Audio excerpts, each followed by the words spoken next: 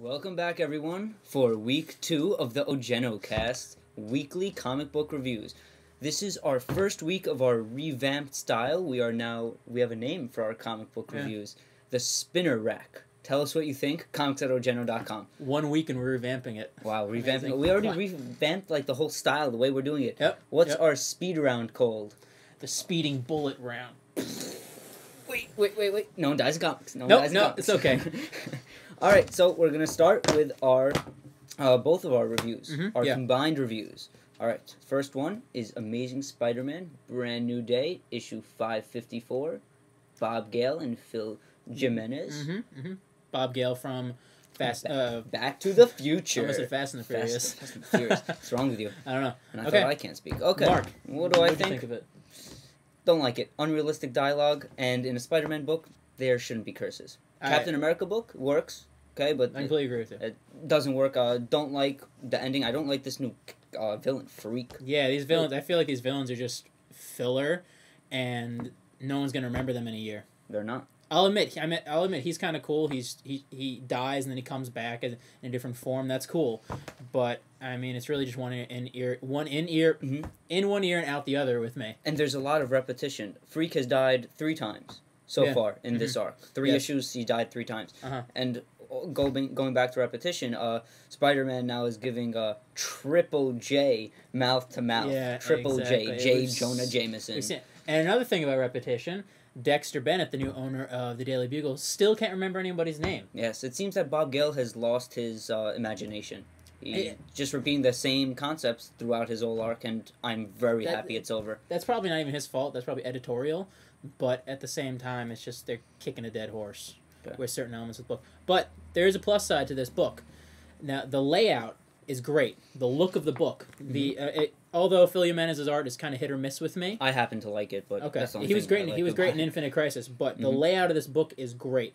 The recap page is in a newspaper format. It's awesome. I love the little blips at the bottom of the panels, the little spider symbols that let you know what issues they're referring to. That's great. The layouts are fantastic. It's like fire. Yeah, it's pretty cool. I'm really glad they brought that back. I've been wanting them to bring that back for a while.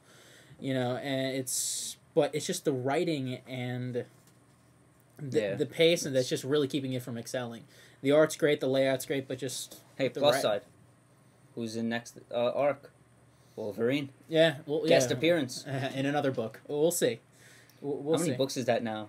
30, 40? Something like that. Yeah. All right, just making sure. Everything except Captain Marvel, maybe. All right. Okay. Great. So I gave it a C. C? C. Okay, I'll give it a C. Okay. I want to give it a D+, but since D+ isn't actually a grade in school, we'll give it a C. C-. Let's do C-. You give it a C, I'm giving it a C-. I mean, I'll tell you, big Spider-Man fan, but it's disappointing. Okay. Let's get this book from over here. The next book you're looking at is Death of the New Gods. Death of the New Gods. Now, the killer is revealed. This is a fun book. A payoff issue. Okay. Well, we kind of sort of knew who the God Killer was. It was the Source Wall was like his embodiment was behind somebody who was killing the New Gods. We found out who the killer was this issue, and it wasn't Hyman, who this book makes you think to believe. It turns out to be the Infinity Man.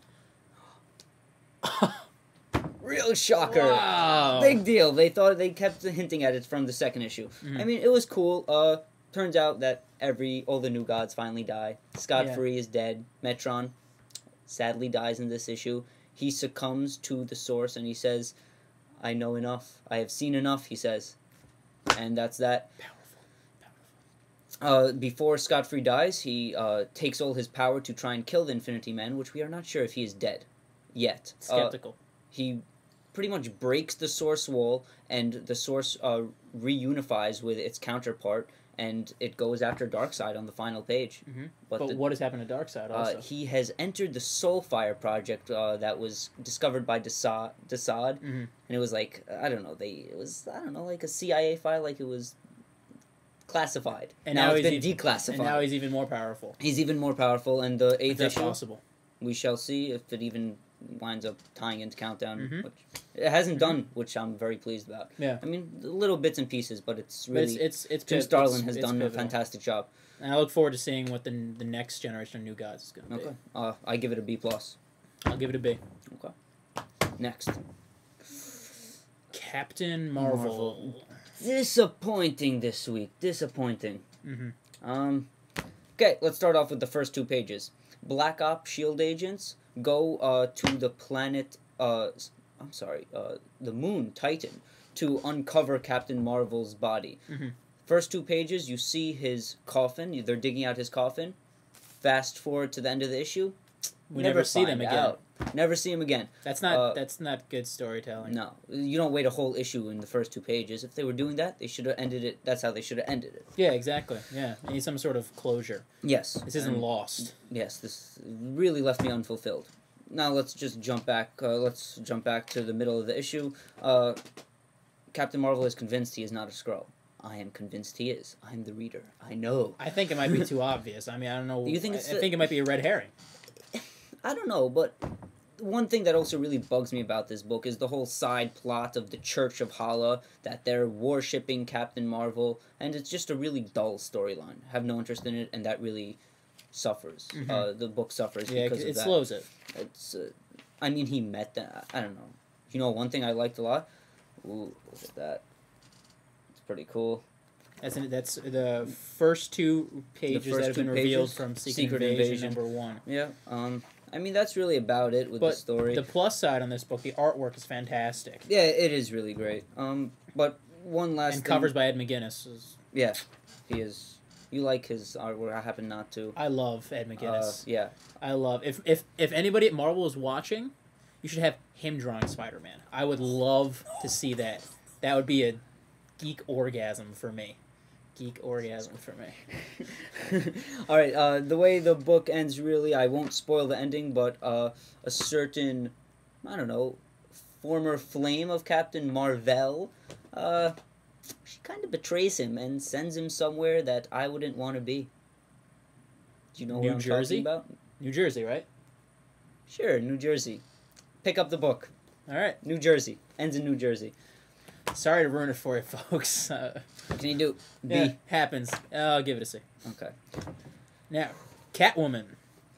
Disappointing. Another disappointing week. I just have to totally disagree. This book is so fun. It's a quick read, lots of action. It's funny as hell. And I gotta tell you, a year ago, before I started reading Catwoman, I never thought I'd possibly be reading a Catwoman book. Well, neither did I. But I mean, it has gotten much better compared to past year. But this arc on Salvation Run again.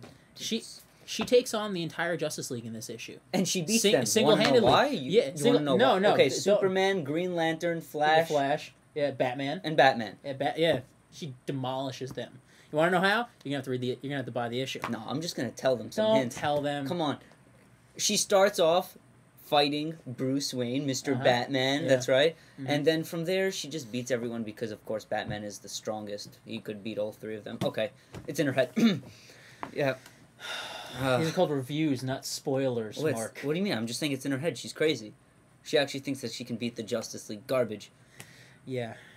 Okay. It's a great book. Will Pfeiffer does a great job. It flows really, really well. And David Lopez's simplistic artwork really captures everything. The panels flow really, really well. And like I said, it's a quick read, it's fun, and it's memorable. Cool stuff happens, but you don't have to rack your brain to figure out what's going on. I liked it better when she was actually on the Salvation Planet. Oh, well, we know she's going to be getting back there eventually. Well, so. She will be eventually. Yeah. Eventually. Yeah. So. C. And I give it a A. A, yes. N-A, yes. N-A, like not available. Okay. Now, for the speeding bullet. No. I think we should give some breaking news to these people.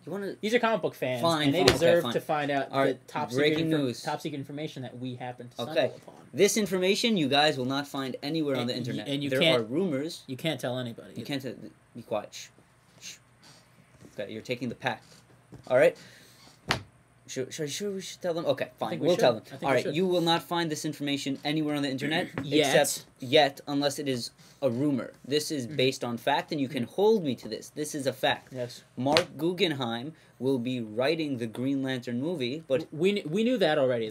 We knew. He's penning the first script. We know that. But it's not Jon Stewart. It's been speculated as to who he's writing the script for. Hal Jordan, Kyle Rayner, Jon Stewart, who?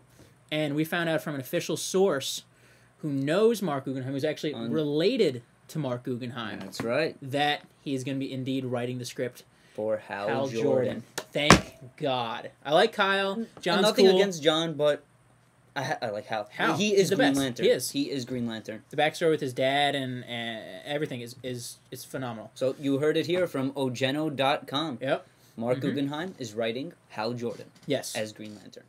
So do you think